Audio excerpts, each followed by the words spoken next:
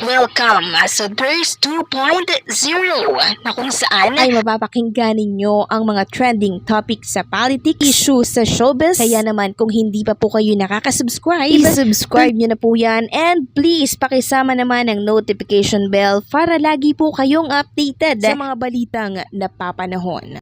So ayun, welcome back again to our YouTube channel mga Kadaberkads, and for today's video, ang pag-uusapan natin ay tungkol sa mga nangyayari sa loob at sa labas ng Itbulaga maging sa TV5.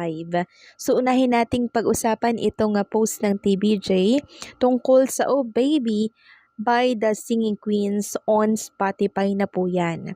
So kahapon, nag-post ulit ang TVJ na suportahan po ninyo sa Spotify itong bagong single ng ating mga SQ. Suportahan natin and doon po natin i-play itong bagong song ng mga Singing Queens. So pag napapakinggan ko po itong Oh Baby po ng mga Singing Queens, parang naiiwan sa isipan ko, parang nagkakaroon ako ng last song syndrome or LSSS, no, last song syndrome. Tapos parang kumakanta lang siya sa isipan, parang paulit-ulit lang siya, no? Ganun po yung impact ng single nitong mga SQ po natin. Maganda yung kanta po nila, kaya naman sana suportahan natin itong lahat. So kahapon, napakaganda at nakaka-inspire itong mga guests sa Bawal Judgmental Ka Ba? Talagang kapupulutan po ng aral. Ngayon, sabi nga po dito ng TVJ na page, double the effort, double the success. Magkasabay sa pangarap, magkasabay po sa success. Kaya bawal magkumpara dahil sa buhay, team efforts wins. Identical twins na sina Rainier at Royce ay classmates mula elementary hanggang college. Parehas din po silang magna cum laude. Nakaka-proud, di ba? Proud na proud panigurado yung parents nito dahil dalawa yung magna cum laude nila. And eto nga po yung comment ng mga supporters ng Itbulaga. Ganda ng Bawal Judgmental ngayon. Napaka-inspiring na mga kwento ng mga kambal.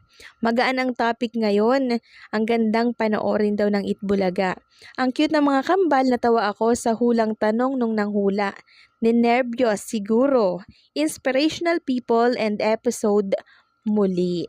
And sabi pa ng iba dito, ganda ng episode na to, nakakatuwa, inspiring din, cute na mga twins, gugwapo, matalino pa, swerte talaga ang parents pag may twins na matalino, double proud. So nakakatuwa yung ganitong mga twins na talaga namang meron silang unity, kung anong ginagawa ng isa, ganun din ang ginagawa ng isa, para syempre pareha silang maging successful.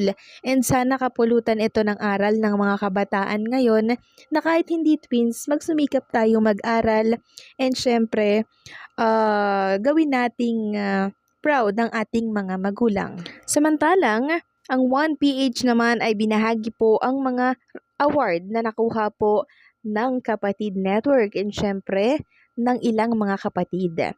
Sabi nga dito, natatanging pagkilala, pinarangalan ng 46 Catholic Mass Media Award or CMMA ang iba't ibang programa ng Signal, TV at TV5. Frontline Pilipinas bilang Best News Program, Ted Pailon and DJ Chacha, Best News Commentary. Julius and Tintin para sa Pamilyang Pilipino, Best Talk Show. Freedom Boat, Best Special Event Coverage. Kinilala ng CMMA ang mga personalidad at programa sa telebisyon, radyo, print music at social media na nangunguna sa paggawa ng content na nagtataguyod ng positibong pagbabago. Grabe no, hakot award ang ating mga kapatid and syempre ang ilang mga show ng Kapatid Network. Congratulations po sa inyong lahat. Samantalang, pag-usapan naman natin ang tungkol dito sa Sunny Buelsa po na naganap kahapon.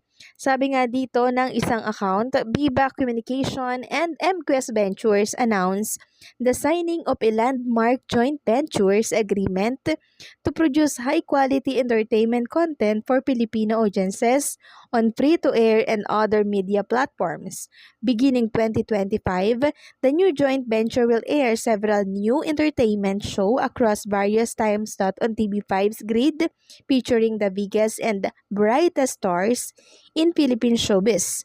Biba and MQuest Ventures will also create new television programs and other content for distribution in the Philippines and abroad across MediaQuest Pay, TV, OTT, and DTT platforms. So asahan na po natin na beginning 2025 ay mas marami nating mapapanood na mga programa dito po sa TV5, kasama dyan ang mga nagagandahang mga artista, nagagapuhang mga aktor, and syempre mga informative na programa.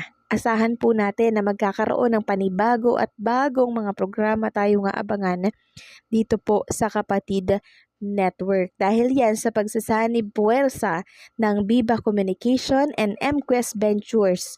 So yung mga talent po ng Biba syempre ay magkakaroon ng project at dito yan ipapalabas sa TV5. At sabi nga po ng ilan, sa wakas magkakaroon na din ng mga proyekto ang mga ibang artista dyan sa Biba. So nakakatuwa lang, 'di ba? Dahil talaga namang level up na po ang TV5 simula talaga nung lumipat ang Itbulaga at ang TVJ sa naturang Kapatid Network ay doon na rin po umusbong ang kanilang pagkilala. Ibig sabihin, marami na po ang nakakakita sa kanila, mas dumami pa po ang sumusuporta sa kanila dahil po yan sa Itbulaga and sa mga Dabarkads po natin na talaga namang sumunod at sumama sa paglipat ng Itbulaga sa TV5. Sabi nga po ni Boss Joey, kung nasaan po sila, gagawin po nilang number 1 ang naturang network na which is nakikita na po natin yung pagbabago sa TV5 kasi dati naman 'di ba hindi sila ganyan nang wala pa diyan ang Itbulaga at ang diyan pa ay It's Showtime, 'di ba? Parang walang masyadong alam niyo yun, parang malamiya ang TV5 pero nung nandiyan ang Tito Vic and Joey, sobrang nag-shine no, yung kanilang network. Talagang pinag-usapan itong network nila and mas tumaas po yung kanilang ranking pagdating sa mga network ha. So pumapangalawa na po sila sa GMA Network. GMA Network, alam naman natin na giant network yan. Pero pumangalawa na po ang TV5 dito. Instead na GTV ang nasa pangalawa kasi pag may-ari yan or sister company po yan ng GMA pero na-replace sila doon at ang pumalit po ay ang TV5. Meaning nito ay mas dumadami ang supporters at manonood ng Kapatid Network. Kapatid Network na kung saan ay ando doon ang Tito Vic and Joey, mga Dabarkads, and syempre ang programang sinusuportahan ng lahat walang iba kundi po ang Itbulaga.